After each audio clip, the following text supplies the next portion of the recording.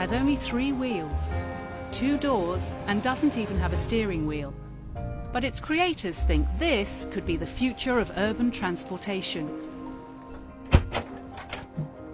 Okay, so this is the airpod, and I've just run it for a while, and as you've seen, it's very agile, and you can see there's no driving wheel, just a joystick, and it's very comfortable because you are like in a seat, just driving in the city with this wonderful view around you because you are seeing everywhere, and it's a real new way to drive into the city.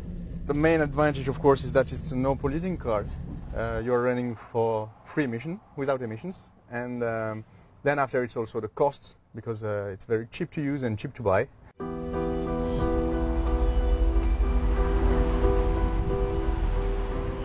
The world's approximately 600 million passenger cars burn more than 1 billion cubic meters of fuel every year. But father-son team Cyril and Guy Neg think they have come up with a solution at their lab in Nice in the south of France. Which is very special about the airpod is the energy we use. We use compressed air to drive it. This is a very clean system, a very economical system, and the airpod is very adapted to the city. The compressed air engine works very simply.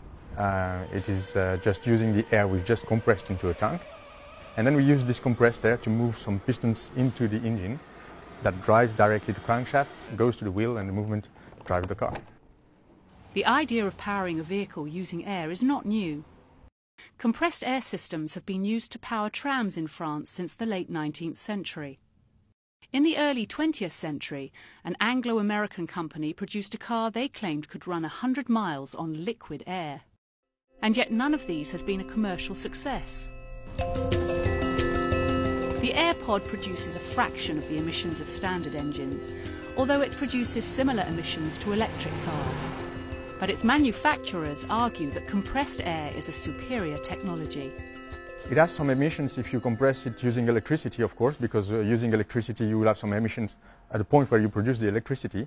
But mainly this kind of system is typically adapted to use renewable energy to compress the air. If you use a wind turbine to compress the air, then the emission will be quite zero.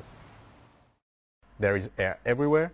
We know that today to drive a car into the city we don't need a lot of power, and this is why we're using compressed air. And behind all this there is a very simple technology, so it can be very durable, efficient, and ecological.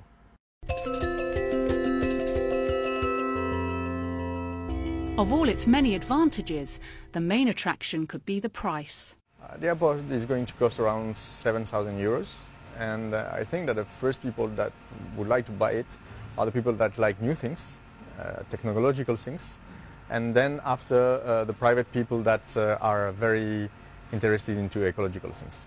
And step by step, as soon as the car will be on the road and people will know that we just need 50 cents to drive 100 kilometers, then the other people would like it, even if they don't care about ecology. The fastest airpod will be 80 kilometers per hour, and range between 150 and 200 kilometers. The airpod has already caught the attention of India's car manufacturing giant Tata. On this day, a potential suitor from Brazil is visiting to assess the airpod for the South American market. We sell a lot of options in 17 countries to build the car.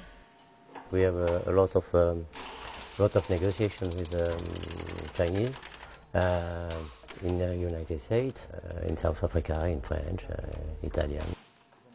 Because the world needs a clean car. We've run the car for many times in the cities, and we've seen the reaction of the people. They're amazed looking at this car, which is so strange, so different, and they ask, very often they ask, is it an electrical car? Of course not. We don't want to produce an electric car, but they were very impressed by the car, yes. At the beginning they were thinking that we were fool, but now I think that they've changed their mind, and we can feel a lot of pressure concerning this car because it is a car that disturbs a lot of big companies.